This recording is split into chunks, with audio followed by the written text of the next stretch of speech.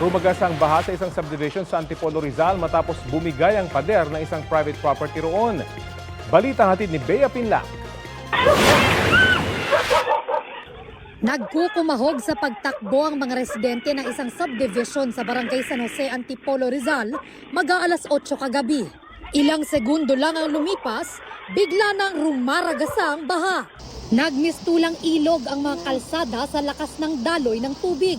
Ayon sa mga residenteng nakausap natin, pinasok na ng baha ang kanilang mga bahay.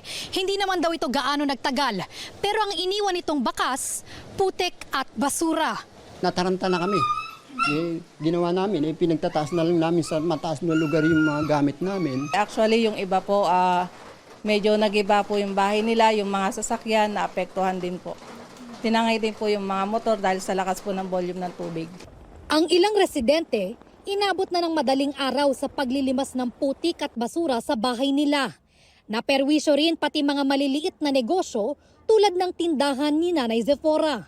Yung mga paninda lang po, yung mga noodles, tinapay, yung mga ibang na dito sa baba. Yun po naman ang naapektuhan na mga uling, mga nabasa po, hindi na po maibibenta yun. Wala rin po kaming tutulugan, baka tutulog kami nakaupo. Kung baka talaga ako, pangalawang beses na to hindi na biro. Ayon sa DRRMO ng Barangay San Jose, umagos ang baha galing sa kalapit na subdivision matapos bumigay ang pumapagit ng pader ng isang private property. Nangyari na rin daw ang ganitong pagbaha nung nakaraang taon. Dala ng kalikasan, talagang lumalambot ng lupa at ilang araw o ilang linggo na rin naman nag-uulan. Ganun pa rin ang nangyari. Nagkaroon siya ng crack ulit, bumigay siya ulit. Talagang automatic na bumagsak ng konti and then bumigay siya sa pinakailalim niya.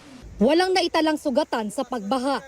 Plano ng barangay na makipagpulong kasama ang kinatawan ng dalawang subdivision at ang may-ari ng private property para matugunan ang problema at maiwasan ng maulit ang ganitong pagbaha sa lugar.